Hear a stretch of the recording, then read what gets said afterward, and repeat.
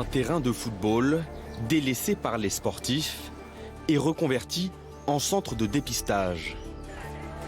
Une artère de la capitale, transformée en laboratoire à ciel ouvert, Pékin est engagé dans une nouvelle course contre la montre.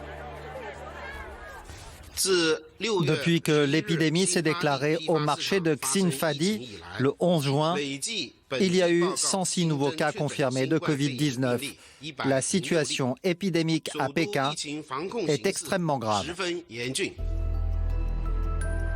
C'est dans ce marché, désormais bouclé, qu'ont été découvertes les nouvelles contaminations, comme ce fut le cas à Wuhan en décembre dernier. Les 8000 employés ont été testés et placés en quarantaine, mais les 200 000 visiteurs des 2 dernières semaines doivent eux aussi être soumis au dépistage. Une dizaine de zones commerciales et tous les complexes sportifs ou culturels sont de nouveau fermés. Une trentaine de quartiers sont reconfinés, toutes les écoles resteront portes closes et les habitants sont appelés à ne pas quitter Pékin. Je suis sous le choc. C'était censé être presque terminé. Puis nous avons soudainement une nouvelle vague. Ce virus est effrayant. Et nous n'avons toujours pas développé de vaccin. Psychologiquement, c'est difficile. Je suis devenu plus prudent.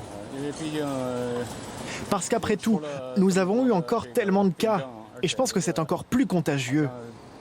Pour l'instant, il est difficile de dire d'où le virus vient, donc je suis encore plus nerveux. Le virus pourrait provenir de saumon importé en Chine, une hypothèse qui semble se confirmer pour les spécialistes. Nous avons fait des progrès, en particulier concernant l'isolement de la souche virale. Cela indique clairement que la souche virale de l'épidémie à Pékin est différente de ce qu'elle était il y a 2 mois, mais aussi que cette souche virale est celle qui sévit actuellement dans les pays européens. Mais les Chinois font-ils réellement preuve de transparence alors qu'ils sont toujours accusés de ne pas avoir dit toute la vérité au début de l'épidémie? Des doutes renforcés par la dernière étude réalisée par la faculté de médecine d'Harvard. Les images satellites révèlent que la fréquentation des hôpitaux de Wuhan a augmenté bien avant le mois de décembre.